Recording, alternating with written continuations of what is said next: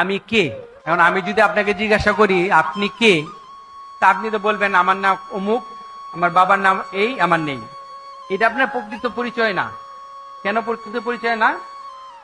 কারণ আমি যদি বলি যে এটা আপনার কি, আপনি বলবেন এটা আমার হাত, এটা আমার পা, এটা আমার চোখ, এটা আমার নাক, এটা কান। তাহলে আপনিটা কে? এই প্রশ্ন আমাদের জাগতে হবে প্রথমেই, অর্থাৎ ব্রহ্ম জিজ্ঞাসা। যে আমি আমার দিদিমাকে দেখছি যে দিদিমা ঘুমিয়ে আছে, আমি বাজারে এসেছি, বলছে তোমার দিদিমা মারা গেছে। আমি যখন ঘরে দেখছি যে দিদিমা যেরকম ঘুমিয়ে আছে সেরকম ঘুমিয়ে আছে, কিন্তু বলছে তোমার দিদিমা।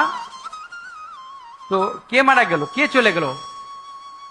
তো কাকে আমি এতদিন দিদিমা বলছিলাম? তো একজন ব্যক্তি একটা সুন্দর পাখি নিয়ে এসছে, পাখি এনে খাঁচার মধ্যে, স্বর্ণের খাঁচায় পাখিটাকে রেখেছে, আর উনি খাঁচাটাকে খুব যত্ন করছে, আর পাখিটাকে কিছু খেতে দিচ্ছে না। তাহলে পাখিটা কি হবে? চলে যাবে, মারা যাবে। আমরা এই শরীরের যত্ন নিচ্ছি, কিন্তু আত্মার যত্ন নিচ্ছি না। যেমন আমার এই জামাটা, আমার জামাটা পুরনো হয়ে গেলে আমি এটা ফেলে দেব, আমার একটা নতুন জামা নেব, আমি তো এতে দুঃখ পাবো না, আমি তো আনন্দ পাবো। যিনি বুদ্ধিমান উনি জানবে যে আমি দেহ না, আমি আত্মা।